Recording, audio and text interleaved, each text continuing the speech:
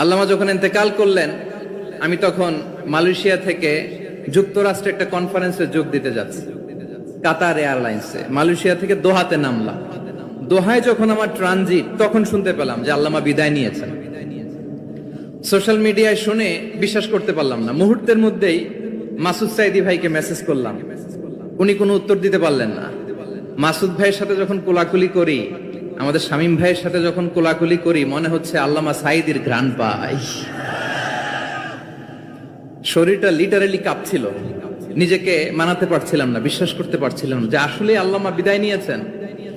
In the mean time আমার second flight, দোহা two new York, 12 ঘন্টার ফ্লাইটে উঠলাম। ইন্টারনেট থেকে বিচ্ছিন্ন হলাম। নামার পরে শুনলাম আল্লাহু আকবার, যেখানে ওনাকে কবরস্থ করার কথা ছিল সেখানেও কবর দিতে দেয়া হয় নাই।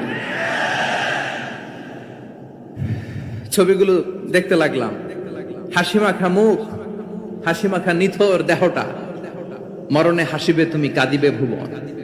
From east to west, from north to south, the entire globe, গোটা বিশ্ব ওনার জন্য কেঁদেছে।